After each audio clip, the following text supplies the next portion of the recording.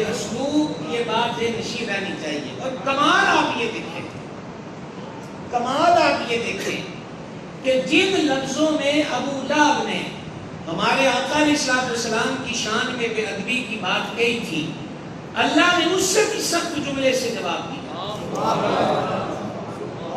اعوذ باللہ من الشیطان الرجیم، بسم اللہ الرحمن الرحیم، تبت یدا ابی لہب وتب. فرمایا تباہ ہو جائیں ابو لہب کے ہاتھ. یہ رب فرمایا ٹوٹ جائیں ابو لہب کے ہاتھ، برباد ہو جائیں. اور اعلیٰ حضرت نے جو ترجمہ کیا ہے تفسیری، اس پہ غور کریں. تبت یدا، اعلیٰ حضرت نے ترجمہ کیا، اس نے کہا تھا حضور کی ذات کے لیے تیرا ہاتھ ٹوٹ جائے. رب فرماتا تبت یدا ابی لہب، ابو لہب تیرے دونوں ہاتھ ٹوٹ جائے. میرے حبیب کے لیے ایسا کہنا، میرے محبوب کے لیے ایسی بات کہنا ہے. اور ساتھ فرمایا وَتَبْ، ابو لہب کے منہ سے نکلی بات کی کیا حیثیت ہے، پر جو ہم کہہ دیں کن فیکون. تو لہذا فرمایا وَتَبْ، فرمایا وہ ہلاک ہو ہی گیا، وہ ہلاک ہو ہی گیا. ابو لہب کو جب اس بات کا علم ہوا کہ میرے بارے میں یہ بات ہوئی ہے، اس نے کہا میں یہ جو اچھا یہ بڑی عجیب بات تھی کہ یہ کفار انکار بھی کرتے تھے اور یہ بھی تسلیم کرتے تھے کہ جو یہ کہہ دیں وہ ہو جاتا ہے.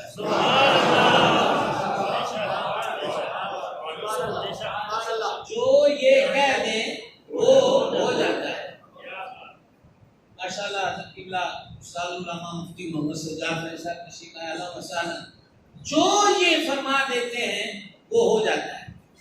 تو اب ابو لہب نے کیا کیا، اس نے کہا کہ میں اس شدت سے اور اس ہلاکت سے اور اس تباہی سے اپنے آپ کو بچاؤں گا، چاہے مجھے اس کے لیے مال خرچ کرنا پڑے. دھیان رہے گا ذرا، آپ نے کیمرے والے بھائی کی طرف نہیں دیکھنا، میری طرف دیکھنا پلیز. یہ بڑا شارٹ ٹائم ہے اور یہ 5 آیتیں 5 گھنٹے چاہیے. آپ جلدی بیٹا کمپلیٹ کر لیں آپ کی، اور آپ بھی سننے کے لیے بیٹھ جائیں. توجہ ہے جی، آپ سمجھ رہا ہیں. ابو لہب کے دونوں ہاتھ تباہ ہو جائیں وَتَبْ، اور وہ برباد ہو ہی گیا. اس نے کہا میں سارا مال دے کر بھی اس وعید سے بچوں گا، میں مال خرچ کر دوں گا، میں سارا کچھ دفعے ساری جمع پونجی لگا کر یہ جو میرے لیے کہا گیا نا کہ یہ ہلاک ہو گیا، میں اس ہلاکت سے بچوں گا.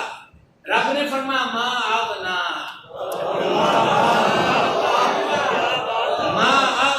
عنہ مالہ وما کسب.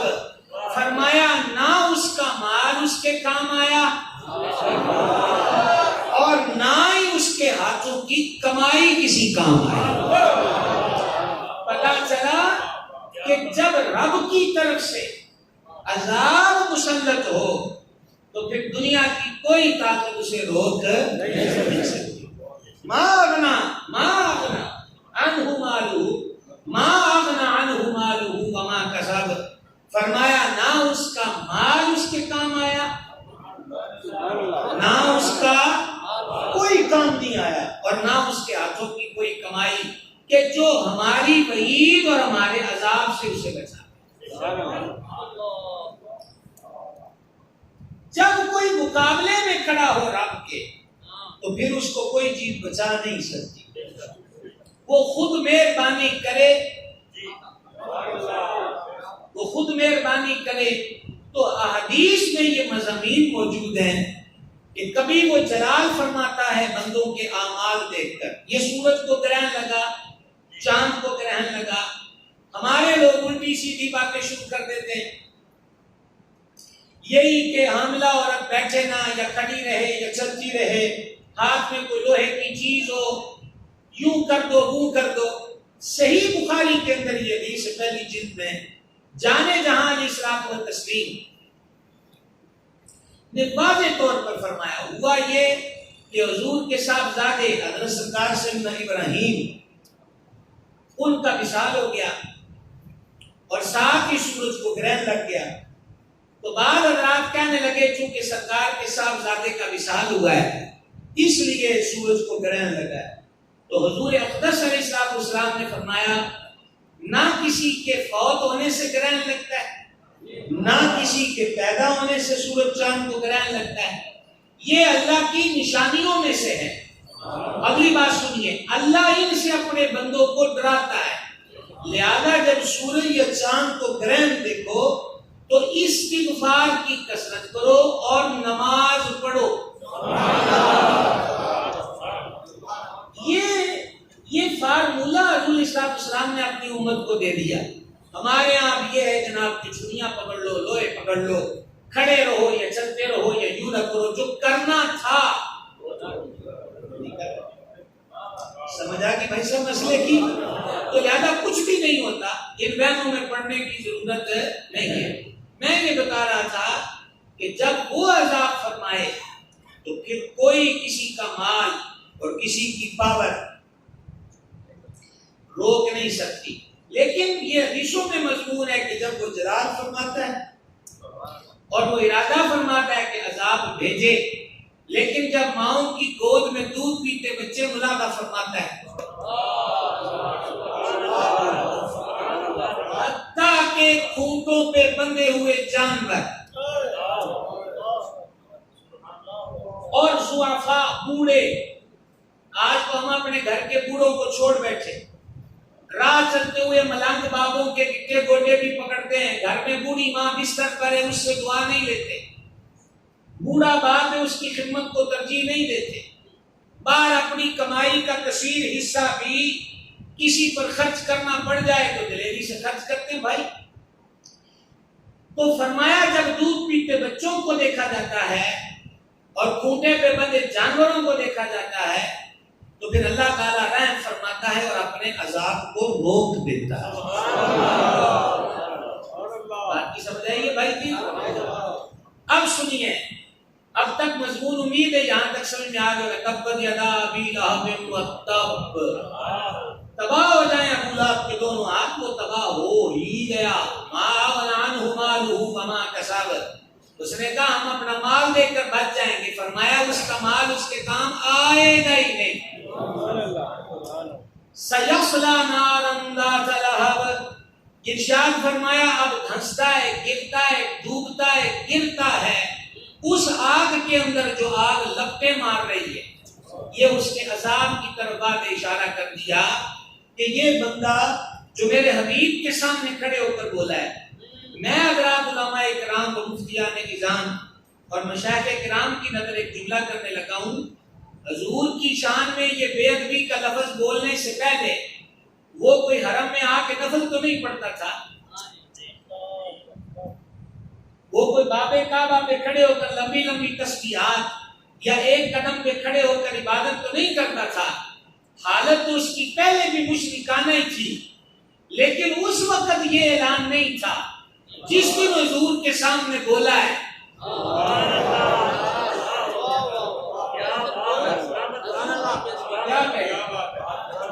جس دن بولا اس دن فرمایا دیکھو کہ اس کو دھنستا ہوا لپٹیں مارتی ہوئی آگ میں، اور پھر یہی نہیں ساتھ فرمایا وَامْرَأَتُهُ، اور اس کی بیوی۔ ابو لہب کی مذمت ہو گئی، اب ساتھ فرمایا اس کی کیا فرمایا جی؟ اس کی بیوی۔ ام جمیل بڑے گھر کی عورت، امیر ذاتی، لیکن اس کا دل بغض رسول کے لیے گویا کہ مختص تھا، تکلیفیں دیتی، اذیت دیتی۔ امیر عورت ہونے کے باوجود یہ خود جنگلوں میں جا کر کانٹے دار شاخیں توڑتی، ان کی ایک کچڑی بناتی، پھر اس کو کھجور کی چھال کی رسی سے باندھ کر خود سر پہ اٹھا کے لاتی۔ اتنی بات کی سمجھ آئی؟ اور وہ کانٹے شہر میں لا کے کیا کرتی؟ جس راستے سے سرکار میں گزرنا ہوتا وہ اس راہ میں کانٹے بچھاتی، حالانکہ وہ کئی ملازماؤں کو، کئی وہ باندیوں اور غلاموں کو کانٹے لینے بھیج سکتی تھی، لیکن وہ بغض میں اتنی خالص تھی کہ امیر ہونے کے باوجود وہ جنگل کا رخ خود کرتی، کاٹتی بھی شاخیں خود، اٹھا کے بھی سر پہ خود لاتی اور راہ میں بھی خود بچاتی۔ کبھی دشمنوں سے بھی کچھ سیکھنا چاہیے۔ وہ بغض میں اتنی خالص ہو گئی، ہم عشق میں خالص کیوں نہ ہو سکے؟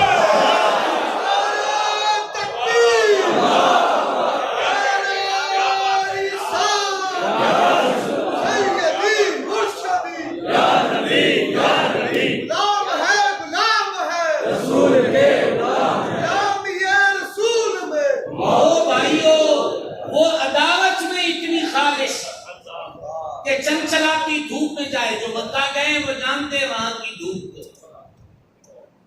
ظاہر بات ہے آپ میں سے اکثر حج عمرے کی صورت میں گئے، آپ تو ہوٹلوں میں اے سی، حرمین میں اے سی، لیکن جس دور کی بات ہم کر رہے ہیں اس دور میں سخت گرمی میں ایک عورت کا دور دور سفر کرنا صرف اس لیے کہ رسول پاک سے دشمنی ہے اور اس راہ میں کانٹے بچھانے ہیں، تو وہ کانٹے بچھانے آئی۔ آؤ حضور کی راہ میں پھول برسائیں، آؤ حضور کی راہ میں پھول برسائیں، آؤ حضور کی راہ میں آنکھوں کو بچھائیں، آؤ مصطفیٰ جان رحمت کی راہ میں اپنے سروں کو نظر پیش کریں۔ کس صورت میں، کس صورت میں، اس صورت میں کہ ہم وہ کریں جو حضور چاہتے ہیں۔ آؤ پھول برسائیں، وہ کریں جو حضور چاہتے ہیں، اس سے اجتناب کریں جس سے اللہ کے حبیب علیہ السلام نے ہمیں روکا ہے۔ اور اس کے لیے آپ کو کوئی 5-6 ماہ کا کورس کرنے کی ضرورت نہیں۔ یہاں پر موجود ہم میں سے کون ہے جو نہیں جانتا کہ جھوٹ نہیں بولنا چاہیے، غیبت نہیں کرنی چاہیے، کسی پر جھوٹا الزام نہیں لگانا چاہیے، عزتوں کو پامال نہیں کرنا چاہیے، کسی سے بغض نہیں رکھنا چاہیے، حسد کینے کو من میں پالنا نہیں چاہیے۔ کس کو نہیں پتا؟ اور کسے خبر نہیں کہ 5 وقت کی نماز پڑھنی چاہیے، تلاوت قرآن کرنی چاہیے، کسے نہیں؟ پیار لینے والے تو بڑے طریقے سے پیار لیتے تھے۔ حدیث سناؤں؟ حضرت سعد رضی اللہ تعالیٰ عنہ آپ کے دروازے پر مصطفیٰ جان رحمت علیہ السلام تشریف لائے۔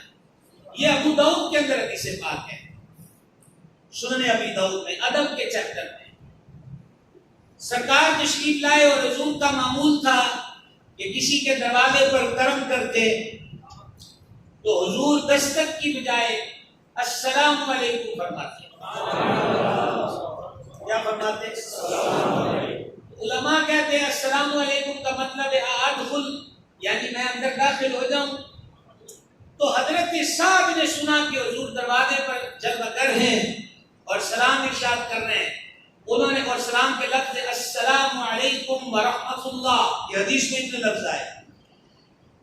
تو حضرت صاحب کیا کر رہے تھے؟ آہستہ آواز میں جواب دے رہے تھے،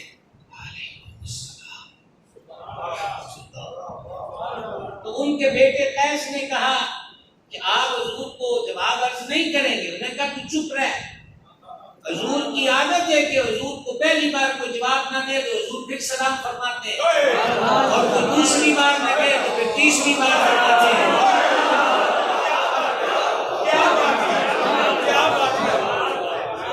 یہ ابو داؤد شریف کی حدیث ہے، یہ فیس بک کا قصہ نہیں ہے۔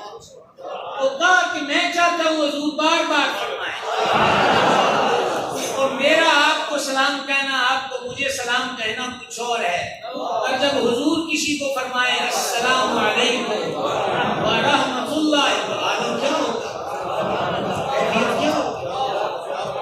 تو 3 بار جانے عالم علیہ السلام نے فرمایا اور حضور دروازہ پاک سے تشریف لے گئے۔ حضرت صاحب بھاگے آئے اور سلام پیش کیا، عرض کیا میرا ماں باپ قربان، میں نے آپ کے سلام کی آواز سنی، تو فرمایا جواب کیوں نہیں دیا؟ عرض کیا میں نے جواب پیش کیا ہے حضور پر، لیکن تھوڑی آواز میں، صرف میں آپ کی 3 بار سلامتی کی دعا کا فیض پانا چاہتا ہوں. یہ حضرات صحابہ کرام ہیں، یہ حضور کے مریدوں کی جماعت ہے. ٹھیک ہے، تو میں نے عرض کیا حضور آپ تشریف لائیں. پھر حضرت صاحب نے عرض کی حضور آپ غسل فرما لیں. دوپہر کا وقت تھا، سرکار نے غسل فرمایا. ایک روایت کے مطابق زعفرانی رنگ اور ایک روایت کے دونوں لفظ اسی حدیث میں آنابی کلر، جسے ہم نابی کہتے ہیں، آنابی کلر، اس کی چادر پیش کی حضرت صاحب نے.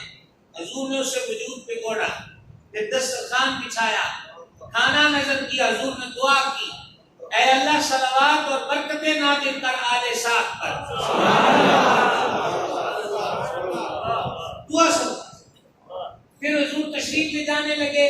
چونکہ حضور سوار ہو کر تشریف نہ لائے تھے تو حضرت سعد نے دراز گوش کو کھڑا کر دیا گدھے کو، اس کے اوپر بھی چادر ڈال دی تاکہ حضور اس کے اوپر آرام سے لگا رہو. اور اپنے بیٹے قیس سے کہا کہ حضور کو آستانہ شریف تک رخصت کر کے آ. تو قیس کہتے میں حضور کے ساتھ چلا تو حضور فرمانے لگے تو میرے ناز بیٹھ جا. میں نے کہا جی میں نہیں بیٹھ سکتا. جس کو دیکھے کمال کے لوگ ہیں. میں نے عرض کیا کہ میں نہیں بیٹھ سکتا. ادھر پھر کریم کا مزاج بھی کریم آنا ہے تو فرمایا یا تو بیٹھ جا یا واپس چلا جا. اس طرح ہمارے ساتھ پیدل چلتا ہوا مشقت کیوں اٹھائے گا. تو انہوں نے پھر بہتری اس میں سمجھی کہ حضور کے برابر میں بیٹھ نہیں سکتا، اس لیے واپس چلے گئے. تو جو لوگ عشق والے تھے وہ یوں بھی فیض پانے کی کوشش کرتے تھے، وہ یوں بھی برکتوں کے آؤ حضور کی راہ میں پھولوں کو بچھائیں. وَامْرَأَتُهُ نے تو کانٹے بچھائے ہیں. ہم کبھی تو پھول کر سائیں. اب جمیل کو جب پتا چلا نا کہ میری مذمت بھی آ گئی ہے، جاگیے گا بھائی صاحب، کہ میری مذمت بھی آ گئی ہے. وہ قرآن کو شعر و شاعری کہتے تھے تو وہ ہاتھ میں ڈنڈا لیے سہنے کعبہ میں آئی. اس وقت مصطفیٰ جان رحمہ شفیع امت علیہ الصلوۃ والسلام رونق افروز تھے اور حضور کے پہلو میں، حضور کے جلو میں امیر المومنین، امیر کشور محبت سیدنا صدیق اکبر عتیق اطہر رضی اللہ تعالیٰ عنہ حاضر تھے. حضور کے جسم کا سایہ نہیں تھا اور ابو بکر مثل سائے کے ساتھ ساتھ رہتے تھے، آج بھی ساتھ ہی ہیں. سمجھنے آپ. تو جمیل اتنی غصے میں تھی کہ اس کے منہ سے تھوک نکل رہی تھی، جیسے بندے کو بلڈ پریشر چڑھ گیا ہو تو اس کے منہ سے جھاگ نکلتی ہے. اور پھرائے ہوئے لہجے میں ڈنڈا اٹھائے ہوئے صدیق پاک سے کہتی ہے تیرا یار کتھے ہے. اب یہ تو ہم نے اپنے لفظوں میں ترجمہ پیش کر دیا، تیرا یار کتھے ہے. کوئی کسی دا ہوئے تے پوچھتا ہے نا.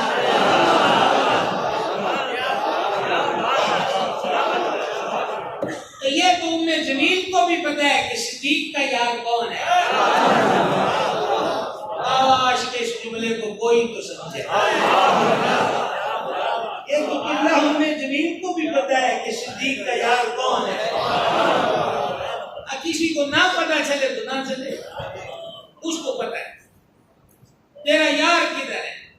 صدیق پاک حیران تھے کہ حضور کے قریب تو میں آ گئی ہوں. تو یہ حضور کا پوچھ رہی ہے. میں نے کہا کس کا؟ پھر اس نے اسم انور لیا. تو صدیق اکبر نے حضور کی طرف دیکھا، جانے جاں مسکرائے. صدیق اکبر سمجھ گئے کہ جو حضور مسکرا رہے بات کوئی راز کی ہے. تو وہ کہنے لگے، میں نے کہا تجھے ان سے کیا کام ہے؟ کہا میں نے سنا ہے وہ میرے خلاف شعر پڑھتے ہیں.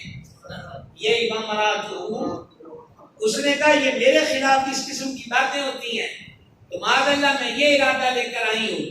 وہ پڑھ پڑھاتی اور بولتی گڑگڑاتی چلی گئی. تو صدیق پاک نے عرض کی میرا ماں باپ آپ کے قربان، میں آپ کے پہلو میں حاضر تھا، اس کو میں نظر آیا آپ نظر نہ آئے اور ہوتے ہوئے بھی نظر نہ آئے.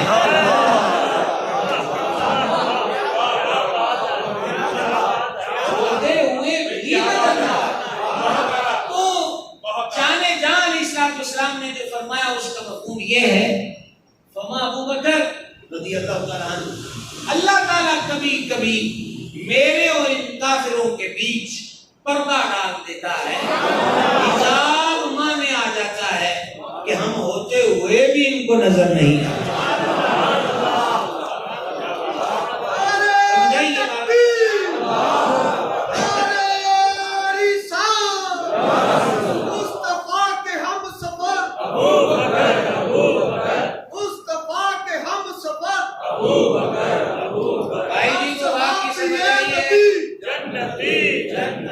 تو یہ وہ معاملہ ہے کہ ہوتے ہوئے بھی نظر نہیں آیا۔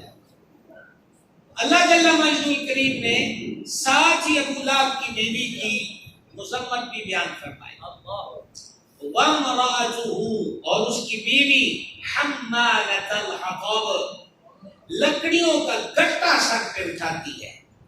یہ اللہ تعالیٰ نے اس کی جو ادا اور اس کا جو عمل تھا اس کو اس میں ذکر کیا کہ وہ سر پہ لکڑیوں کا یعنی کانٹے دار شاخوں کا گٹا سر پہ اٹھاتی ہے۔ فی جیدہا حبل من مسد، فرمایا اس کے گلے میں کھجور کی چھال کا رسا۔ وَامْرَأَتُهُ، اس کی بیوی حمالۃ الحطب، جو سر پہ لکڑیوں کی پانڈ اٹھا کے پھرتی ہے۔ فی جیدہا حبل من مسد، اس کے گلے میں کھجور کی چھال سے بنا ہوا، جیسے مونج کی سے رسی بنی ہوتی ہے، کھجور کی چھال سے بنا ہوا رسا اللہ فرماتا ہے اس کے گلے کے اندر۔ ام جمیل ایک دن ڈھیر ساری پانڈ کانٹے والی شاخوں کی اٹھا کر حسب معمول آئی، راستے میں تھی تو اس کو گرمی کی شدت نے اس نے غلبہ کیا، وہ ایک پتھر پر بیٹھ گئی کہ تھوڑا سانس لے لیا جائے، سستا لیا جائے۔ پھر یہ کام ہوا جو رب نے فرمایا فی جیدہا حبل من مسد، تو اللہ نے فرشتے کو حکم دیا، فرشتے نے وہ سر سے جو پری اور گانٹ تھی نا اس کو پھینکا، لیکن مونج کی رسی وہ ساتھ تھی، سوری کھجور کی چھال کی رسی، تو وہ گلے میں لگ گئی پھانس، ٹھیک ہے، اور وہ گلا گھٹا اور وہ وہاں پہ مر گئی۔ لیکن بتب، یہ جو فرمایا کہ ابو لہب برباد ہو ہی گیا، ابو لہب کو نکلا ایک گھوڑا جسے عرب کے لوگ منحوس سمجھتے تھے، اس گھوڑے سے ہوئی اس کو موت، 3 دن اس کی لاش باہر پڑی رہی۔ یہ اس کا انجام ہے جو حضور کے سامنے اکڑ کے بولتا ہے۔ تو سمجھائی بات کی کہ نہیں؟ وہ تب وہ برباد ہو ہی گیا، 3 دن اس کی لاش باہر رہی۔ عزیز ہیں، رشتہ دار ہیں، سجن یار بیلی ہیں، لیکن کہتے ہیں ابو لہب کی لاش کو ہاتھ نہ لگانا کیونکہ اس کو فلانے مرض کا گھوڑا تھا، جو ہاتھ لگائے گا وہ بھی اس مرض میں مبتلا ہو جائے گا۔ 3 دن بعد جب کافروں نے دیکھا کہ ان ساڈی رہتی نہیں، اللہ کی شان ہے، اللہ کی شان ہے۔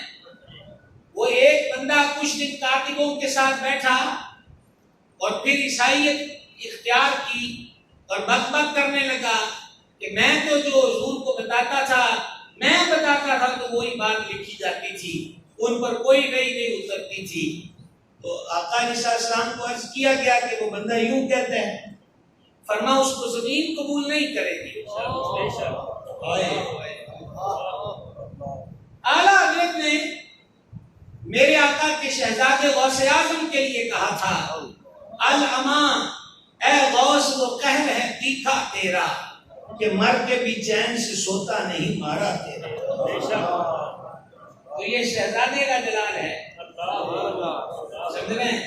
حضور جلال میں آ کے فرماتے ہیں اس کو زمین قبول نہیں کرے گی۔ جب وہ بندہ مر گیا، اس کے ساتھی کفار نے گڑھا کھود کے جس کو آپ قبر کہہ لیں ڈال دیا، اگلے دن لاش اس کی غائب تھی۔ سب نے الزام حضور کے صحابہ پہ لگا دیا کہ انہوں نے پرانی دشمنی میں ان کو نکال کر باہر پھینکا ہے۔ مزید ٹویا گہرا کھودا گیا، سمجھ رہے تھی، لیکن لاش اگلی صبح پھر باہر تھی۔ تیسری بار پھر اس سے بھی کام بڑا کیا، وہ پھر کسی نے ان کو بتایا کہ ساتویں زمین میں بھی دفن کر دو، یہ سویرے بعد ہی ہونا ہے، کیونکہ حضور نے فرمایا اس کو زمین قبول نہیں کرے، اس کو زمین قبول نہیں کرے۔ تو بھائی کیا زمین حضور کی پابند ہے؟ سادہ سا کلیئر کر جواب ہے کہ جی ہاں، زمین حضور کی پابند ہے، کیونکہ صحیح بخاری کی پہلی جلد میں حدیث ہے، جان عالم علیہ السلام نے فرمایا اللہ تعالیٰ نے مجھ کو زمین کی چابیاں عطا فرمائی۔ حضور کے پاس چابیاں اختیار اختیار کی ہے۔ ہمیں اس سے سبق کیا حاصل ہوا؟ سبق یہ حاصل ہوا، پہلی بات کہ عبد العزیٰ جس کو گورے رنگ، سرخی مال رخساروں، قد و قامت، حسین شباہت، اچھی شکل و صورت، بہتر گیٹ اپ کی وجہ سے ابو لہب کہا جاتا تھا، لیکن انجام یہ ہوا کہ سڑا ہوا مردہ ہے اور آج بھی اس کا نام نفرت سے لیا جاتا ہے۔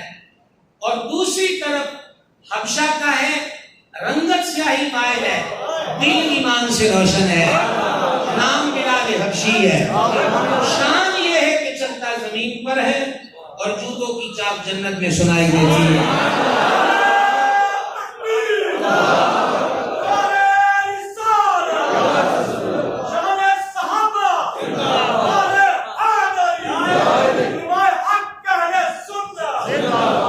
معلوم یہ ہوا کہ رنگت اور چمڑیاں اور خد و خال معتبر نہیں ہے، ایمان معتبر ہے۔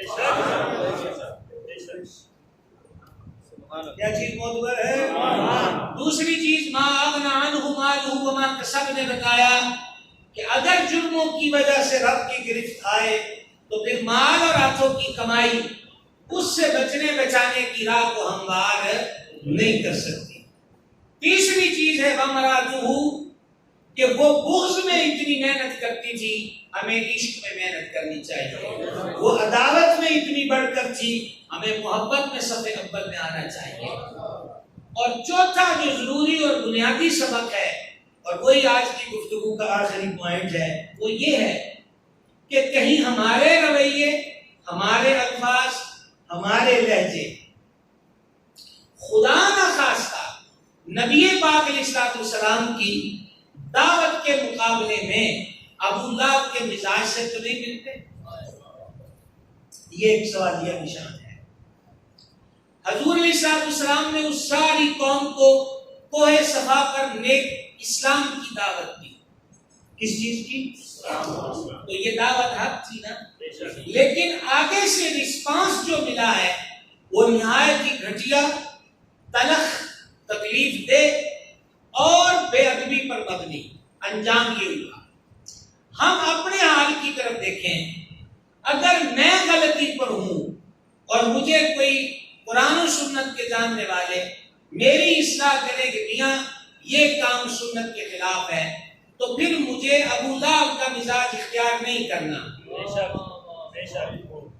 بلکہ مجھے اس غلطی کو غلطی تسلیم کر کے اس کی اصلاح کرنا۔ وہ سبق ذہن میں آ رہا بھائی صاحب؟ یہ آج کا بنیادی سبق ہے اس معنی در سے قرآن و حدیث کا۔ میں یہ نہیں کہتا کہ میری خواہش پیمانہ ہے، پیمانہ قال اللہ و قال رسول اللہ، اللہ اور اس کے رسول کا فرمان۔ دیکھیے یہ جو اکڑنا ہوتا ہے نا، یہ اکڑنا نہایت نقصان دہ ہوتا ہے۔ آپ دیکھیں سورہ ملک ہے، اور یہ سورہ ملک کی بالکل آخری آیت دیکھیں، 30 نمبر آیت، غور سے سن لیجئے گا۔ قُلْ أَرَأَيْتُمْ إِنْ أَصْبَحَ مَاؤُكُمْ غَوْرًا فَمَنْ يَأْتِيكُمْ بِمَاءٍ مَعِينٍ۔ فرمایا قل، تم فرماؤ، أَرَأَيْتُمْ بھلا دیکھو، ان اصبح ماؤکم اگر تمہارا پانی صبح کو زمین میں دھنس جائے، فَمَن يَأْتِيكُمْ بِمَاءٍ مَعِينٍ تو وہ کون ہے جو تمہیں پانی لا دے نگاہ کے سامنے بہتا۔ اب اس کا آسان ترجمہ کر دوں تاکہ آپ کو بولنے میں آسانی رہے، سمجھنے کی صورت میں۔ فرما حبیب ان سے کہو جے رب اپنا پانی زمین جو کھینچ لے تو پھر کون ہے جو اس پانی کو باہر نکالے بہتا ہوا سامنے نظر آئے؟ یہ تم کھیت کھلیانوں کو پانی دیتے ہو، کھالوں کی صورت میں، نہروں کی صورت میں بہتا نظر آتا ہے کہ نہیں؟ بولیں گے۔ چشموں کا پانی نظر آتا ہے، بور کر کے یہ جو ٹیوبل لگے ہوئے ہیں زمین سے پانی نکلتا ہے نا۔ کئیوں کو نیند آ رہی اور اتنے فرسٹ ٹائم پہ نیند آ رہی ہے۔ فرمایا اگر رب اپنا پانی کھینچ لے، مثلا دارالاسلام توبہ میں کتنے فٹ پر زیادہ سے زیادہ اس ایریے میں پانی لگتا ہے؟ 50-60 فٹ کی گہرائی پر، ٹھیک ہے جی، 100 پر چلا جائے، پہاڑی علاقوں میں یہ 400 بھی ہے، 500 بھی ہے، 1000 تک بھی چلا جاتا ہے۔ تو اب اگر پانی ہی نیچے چلا جائے یعنی بندوں کی دسترس سے باہر، تو اللہ فرماتا ہے کون ہے پھر جڑا کٹے؟ یہ آیت پڑھی جا رہی تھی، یہ دور صحابہ کی بات نہیں، یہ بعد کی بات ہے۔ آیت پڑھی جا رہی جس طرح میں ابھی تقریر میں پڑھ رہا ہوں، تو ایک بندے نے منزلی دکھاتے ہوئے اس نے آگے سے بے ادبی کے لہجے میں کہا کہ میں پھاوڑا لے کر، کدال لے کر پانی نکال دوں گا، حالانکہ آیت پڑھی جا رہی تھی۔ وہ آگے سے کہہ رہا ہے میں کدال مار کے گہرائی میں جا کر پانی نکال دوں گا، اسی وقت اس کی آنکھوں کی پتلیوں کا پانی سوکھ گیا اور غیب سے آواز آئی کہ پہلے یہ واپس لاؤ، زمین والا بعد میں دیکھا جائے۔ لہذا آج کا سبق سورہ لاغ سے کیا ہے؟ وہ سود ہو، وہ ملاوٹ ہو، وہ رشوت ہو، وہ بدنگاہی ہو، وہ ماں باپ کی گستاخی ہو، وہ کسی کی حق تلفی ہو، وہ ظلم و جور و جبر ہو، کسی بھی غلطی پر ہم میں سے کوئی ہو، اگر ہماری اصلاح اس نہج پر ہو کہ اللہ رسول نے روکا ہے تو اس کا جواب یہ نہیں جا جا بیٹا تو مسلمان آ گیا، جا جا بیٹا تو دین لے کے آ گیا۔ نہ، مسلمان کو ابو لہب کا جواب نہیں دینا، مسلمان کو تو سر جھکانا ہے۔ صدقتا یا رسول اللہ، میری سمجھ میں آتا ہے یا نہیں آتا؟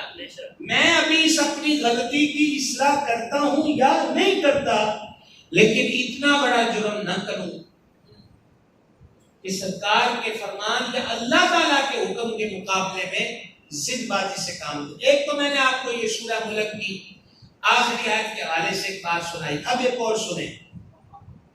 حدیث میں ہے جب کوئی بندہ دین کا علم سیکھنے آتا ہے، یہ معنی درس قرآن و حدیث بھی حصول علم دین کا ایک ذریعہ ہے۔ آپ دین کا علم سیکھنے کی نیت سے تشریف لاتے ہیں، نہیں ہوتی تو آج سے کر لیں۔ جو بندہ دین کا علم سیکھنے اپنے گھر سے نکلتا ہے تو حدیث میں فرمایا اللہ تعالیٰ کے فرشتے خوش ہو کر اس کے پیروں کے نیچے اپنے پر بچھا دیتے ہیں۔ کتنی بڑی فضیلت ہے۔ کئی بار میں نے کہا کہ دنیا کے بڑے سے بڑے پروٹوکولوں میں اگر کوئی ریڈ کارپٹ بچھا دے کسی شخصیت کی آمد پر ایئرپورٹ پر تو یہ اس کے لیے بڑی آنت کی بات ہوتی ہے، عزت افزائی ہوتی ہے، لیکن دین کا طالب علم کس عروج پر ہے کہ رب کے فرشتے اس کے پیروں کے نیچے اپنے پر بچھاتے ہیں۔ یہ حدیث ہے، یہ حدیث ہے۔ اب ایک بندے نے یہ حدیث سنی تو اس نے کیا کیا، اس نے اپنے جوتوں کے تلوے جو تھے نا اس کے نیچے اس نے کل لگوا دیے، کل جب طالب علم دین کے گزریں گے تو میں بھی ان کے ساتھ گزروں گا تاکہ فرشتوں کے پر کچل دوں، حماقت دیکھیں۔ وہ جب چلا ایک قدم تو اس کے پاؤں شل ہو گئے، اس کے بعد وہ اٹھ نہیں سکا، چل نہیں سکا۔ لہذا رب رسول کے حکم کے آگے ابو لہب کا سٹائل نہیں مان۔ عمومی طور پر ہمارے اب آپ کو کہہ دیں گے ائمہ مساجد، علماء، مبلغین، بھائی صاحب دائیں ہاتھ سے کھا لیں، دائیں ہاتھ سے پی لیں، اس کا مذاق اڑایا جاتا ہے۔ ہاں دنیا کہاں پہنچ گئی، مولوی ابھی انہی باتوں میں الجھا ہے،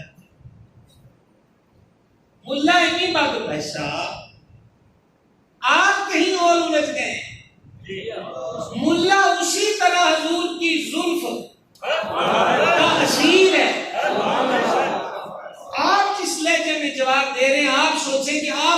کھڑے ہیں، آپ کن باتوں میں الجھ گئے؟ دائیں بائیں کی اہمیت ہے، قرآن نے واضح طور پر فرمایا ہے، اصحاب المیمنہ کی تعریف کی اور مشأمہ کی ہے، سجے پاسے والے اور کھبے پاسے والے۔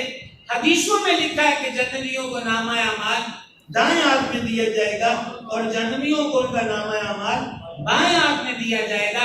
حدیث میں ہے دائیں ہاتھ سے کھاؤ، دائیں ہاتھ سے پیو، دائیں ہاتھ سے چیز دو، دائیں ہاتھ سے لو، کہ شیطان یہ چاروں کام بائیں ہاتھ سے کرتا ہے۔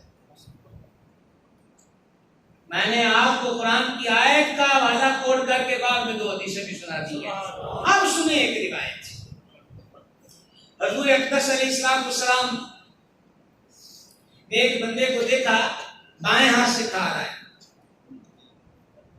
تو سنو یہ ہم لوگ جو آپ کو کبھی کہہ دیتے ہیں کہ بھائی یہ گلاس دائیں ہاتھ میں پکڑ لو، تو یہ کہاں سے کہتے ہیں؟ ابھی ایک مثال دے رہا ہوں، میرا عنوان صرف دائیں ہاتھ سے کھانا پینا نہیں ہے، میں تو بالترتیب مثالیں آپ کے سامنے رکھ رہا ہوں۔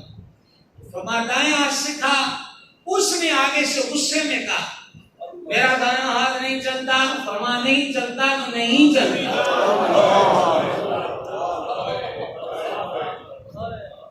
اس کے بعد اس کا دائیں ہاتھ کبھی اٹھا نہیں، شل ہو گیا نہیں۔ شاید کہتا ہے نہ اٹھ سکے گا قیامت تلک خدا کی قسم، جسے مصطفیٰ نے نظر سے گرا کے چھوڑ۔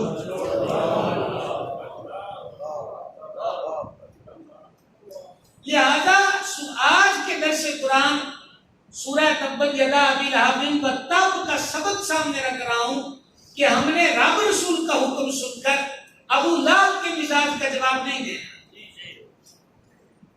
ہاں میری غلطی ہے، مثال کے طور پہ میرے جس بھائی نے ابھی داڑھی شیف نہیں رکھی، مثلا میں آپ کو ابھی سنا رہا ہوں، آپ علیہ السلام نے فرمایا داڑھی رکھو، مجھ سے ہلکی کرو، میرے دشمنوں جیسی صورت مت بناؤ۔ حدیث آپ نے سن لی، مان لیجئے یہی کہ ابھی وہ مثلا ایک بھائی کی بات کر لیں، اس کا بھی دل نہیں کر رہا، وہ سوچ وچار میں ہے کہ میں یا رکھ لوں، بعض کہتے ہیں میں عمرے پہ جاؤں گا تو وہاں رکھ لوں گا، یا حج پہ گیا تو وہاں رکھ لوں، ایک مثال دے رہا ہوں۔ لیکن ساتھ ہی ساتھ وہ دل میں یہ کہہ رہا ہے یار ہے غلطی،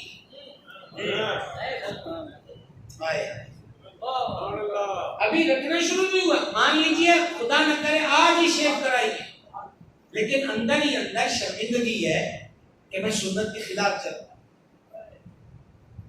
اس میں اور دوسری طرف لو داڑھی میں اسلام آ گیا تھا، داڑھیوں والے کیا کیا کرتے پھرتے ہیں، بڑے آئے، وہی باتیں پرانی دنیا کہاں چلی گئی، تو ملا لوگوں کو اس کے خلاف کچھ دونوں کے جواب میں کوئی فرق ہے؟ بولیں گے فرق ہے نا، تو ہمیں کہاں رہنا چاہیے کہ جس جواب میں حضور کے فرمان کو ٹھیس نہ پہنچے۔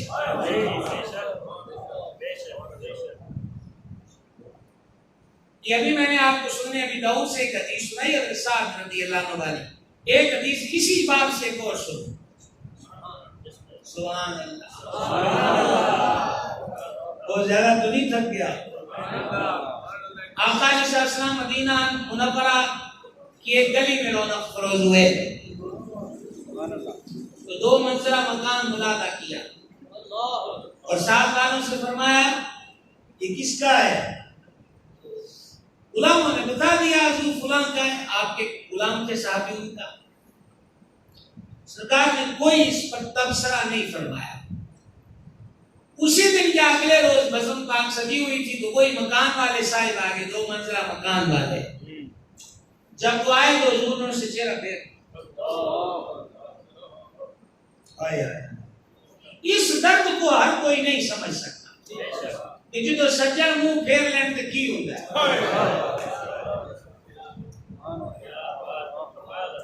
اس کو گھائل کی کھٹ گھائل جانے کے چلا کی ہوئے، یہ صرف جس کے واقعی من میں محبوب بستا ہے یہ اس کو پتا ہے کہ جب وہ منہ پھیرے تو کیا ہوگا۔ وہ دوسری طرف سے سلام پیش کرنے حضور نے چہرہ کرتے پھر وہ پیچھے بیٹھ گئے۔ سرکار کا غلام ہے، ابو لہب والا مزاج نہیں ہو سکتا، یہ نہیں کہا دو ساڑھے اسلام کا جواب بھی نہیں دیتے چلو چلتے ہیں نہ، وہاں تو دل کو قیامت آ گئی. اپنے جیسے کہیں سے کریکٹنس ہوتی ہے، اس سے پوچھا بھائی میرے آنے سے پہلے کو کسی نے میری شکایت تو نہیں لگائی؟ انہوں نے کہا نہیں. تو میرا تذکرہ ہوا ہے؟ کہا نہیں. کہا پھر سرکار نے آج چہرہ تیرا ہوا کیا؟ ایک صاحب نے بتایا کہ حضور گلی سے گزرے تو تیرا مکان دیکھا، تو پوچھا تھا یہ ڈبل منزلہ مکان کس کا؟ تو بتا دیا گیا کہ تیرا ہے. تو حضور نے فرمایا تو کچھ نہیں، لیکن چہرہ پاک سے لگ رہا تھا کہ پسند نہیں آیا. یہ میں اشارہ کر رہا ہوں آپ کو جاگنے کا. آئی آواز سب کو جاگ رہے ہو؟ جب زبان اطہر سے کچھ نہیں فرمایا، ابو داؤد شریف ہے، زبان اطہر سے کچھ نہیں فرمایا، لیکن رخ زیبا سے یہ معلوم ہوتا تھا کہ پسند نہیں آیا. یہ خبر دی ہے ایک صاحب نے. انہوں نے کہا کہ مکان والی گل ہے، اسی وقت اٹھے، اسی وقت اٹھے. یہ فیس بک کا قصہ نہیں، ابو داؤد کی حدیث سنا رہا ہوں، بار بار کہہ رہا ہوں.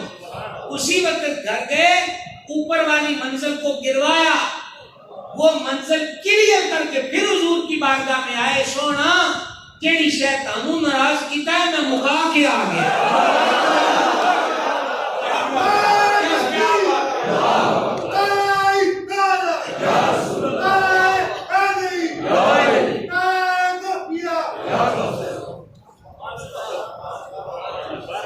بس یہی ریکویسٹ ہے. ہم نے مقابلہ نہیں کرنا، ہم نے اپنی غلطی کی اصلاح کرنا ہے. لیکن جب ہمارے پاس کلیئر کٹ بات آ جائے کہ یہ اللہ اور اس کے رسول کا فرمان ہے، بس در ختم. حضور نے ایسا فرمایا در ختم. سبحان اللہ. کیا سمجھے؟ بات کی سمجھا رہی ہے؟ لوگ کس طرح میں اس بات کو بیان کرتے ہیں، لیکن کبھی عشق کی اینک لگا کے دیکھیں نا کہ سرکار عمر پاک رضی اللہ تعالیٰ عنہ مسجد میں آئے اور پرنالے سے پانی، اور بعض کتابوں میں کہ کوئی چھت پہ جانور ذبح ہوا تھا، ساتھ اس پہ خون بھی تھا. اس لیے حضرت عمر پاک کو پھر گھر جا کے کپڑے بدلنا پڑے. تو حضرت عمر پاک نے خیال فرمایا، ہو یہ نہیں ہے کہ ان کو غصہ چڑھ گیا کہ میرے کپڑوں سے ہوا. انہوں نے خیال یہ فرمایا کہ پھر تو یہ کئی نمازیوں کو آتے جاتے پرنالے سے دقت ہوتی ہوگی، تو آپ نے اس کو اتروا دیا رفاع عامہ اور نفع عوام کے لیے، اور ان کو ضرر سے بچانے کے لیے. کتنا اچھا کام تھا، اچھا تھا نا. اب سیدنا عباس یا عبداللہ بن عباس نے عرض کیا یا امیر المومنین اے پرنالا دے حضور آپ لوایا سی.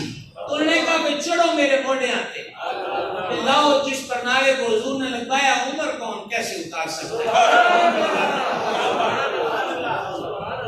مانا ایسے آج بھی نشانی باقی ہے. مانا اس طرح جاتا ہے، تسلیم اس طرح کیا جاتا ہے. تو آئیے آج کے درس میں ہم سب نیت کریں کہ اگر آج سے پہلے ہم کسی دین کی بات کو محض غصے میں، ضد میں جھٹک چکے ہیں تو اللہ کے حضور توبہ کریں، اور آج سے ہم نیت کریں کہ انشاءاللہ اللہ رسول کے حکم کی کوئی بات ہو، میں اگرچہ غلط ہوں اس کو اپنا نہیں رہا، لیکن رب رسول کی بات کو سن کر جھٹکوں نہیں، لہجے کی تلخی نہ ہو، جواب گستاخانہ اور بے ادبی پر مشتمل نہ ہو، بلکہ یہی ہو کہ جو رب رسول نے فرما دیا وہ حق ہے. مثلا یہی ہے، نماز بھی پڑھتے، چلو نماز ہی پڑھے آگے تسی. اب کہنے والے نے تو نماز کا کہا ہے نا. مثلا آپ کے کلاس فیلو نے کہہ دیا لے آپ تو سین میں جو نہیں نکلتا، آپ تو گراؤنڈ جو نہیں نکلتا، کل تو ادھر گیت سنتا پیا سی، سانو آج تو نماز آتا. یہ جو اتنے لمبے چوڑے تانے دینے ہیں، تو اس سے بہتر نہیں ہے کہ اس نے نماز کی دعوت دی ہے تو ہم کہیں جزاک اللہ. دیکھیں علم جو ہوتا ہے، مثلا آپ دنیاوی علوم کے اندر بھی ماہر ہیں، تو علم رعونت نہیں دیتا، علم فہم بخشتا ہے اگر اسے فہم والوں سے لیا گیا. اب امام اعظم ابو حنیفہ کون ہے؟ امام شافعی کہتے ہیں کہ فقہ والے جو ہیں وہ ابو حنیفہ کے بال بچے ہیں، بعض ائمہ نے کہا کہ اگر مٹی کے ستون کو ابو حنیفہ کہہ دے کہ سونے کا ہے تو وہ ثابت کرے گا کہ سونے کا ہے. یعنی اللہ نے ان کو اتنی بصیرت و بصارت سے نوازا ہوا ہے. سمجھ گیا؟ تو امام اعظم رحمۃ اللہ علیہ بیٹھے ہوئے تھے. غور سے سنیے گا، وہی سلسلہ کلام ابھی تک چل رہا ہے. بات ہو رہی تھی تو جیسے ہم نہیں آپس میں ہو تو اللہ کو ڈر ہوئے، یہ ہم اپنے پنجابی لہجے میں کسی کو کہتے ہیں. تو امام اعظم رحمۃ اللہ علیہ ٹیک لگا کر بیٹھے ہوئے تھے تو کوئی بندہ آپ سے بات کر رہا تھا تو بات کرتے تو اس نے حضرت امام سے کہہ دیا ابو حنیفہ اللہ سے ڈر. امام ابو حنیفہ ٹیک لگا کے بیٹھے، اتنی بات کہی تو امام نے یہ تو نہیں کہا کہ میرا علم تو سورہ ستارے کو چھو رہا ہے اور تو چھوکرا اٹھ کے مجھے کہتا ہے کہ اللہ سے ڈر، تیرے نالوں بہت ڈری جائے اور ڈر تو اللہ کو ڈرانا لا آیا. یہ نہیں کہا. یہ سنتے امام اعظم نے ٹیک ہٹائی، سر جھکایا. یہ کہاں سے ٹیک ہٹائی، سر جھکایا اور چہرے پہ زردی آئی اور پتہ کیا فرمایا؟ فرمایا جزاک اللہ. سنیے، فرمایا جزاک اللہ. بھائی بندے کو اللہ سے ڈرنا ہی چاہیے.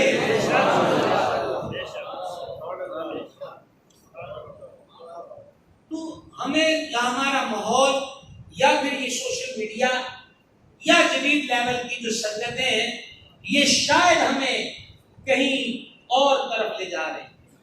ہمیں ان سے اجتناب کرنا، ہمیں اپنی بولیوں کی اصلاح کرنی ہے اور ساتھ ہی ساتھ اعمال کی بھی، ساتھ ہی ساتھ اعمال کی بھی اصلاح کرنی ہے. یہ آج کا مضمون مکمل ہوا. اب اختصار و اختتام کے ساتھ عرض یہ ہے کہ آج کا وظیفہ اس معنی درس قرآن و حدیث میں، حدیثوں میں افضل الذکر لا الہ الا اللہ محمد رسول اللہ صلی اللہ علیہ وسلم، اس کو افضل الذکر فرمایا. امام عبد الوہاب شارانی علیہ رحمت نے لکھا ہے کہ مولا کائنات شیر خدا مشکل کشا کرم اللہ تعالی وجہ الکریم نے آقا و مولا علیہ السلام کے دربار میں عرض کی حضور مجھے کوئی ورد وظیفہ بتائیں جو میں پڑھا کروں. سرکار نے فرمایا علی پڑھا کر لا الہ الا اللہ محمد رسول اللہ. مولا علی نے عرض کی حضور مجھے کوئی خاص وظیفہ بتائیں. فرمایا پڑھا کرو لا الہ الا اللہ محمد رسول اللہ. مولا علی نے تیسری بار کہا اور سن لیجئے کہ حضور تھے اور مولا علی تھے اور کوئی نہیں تھا.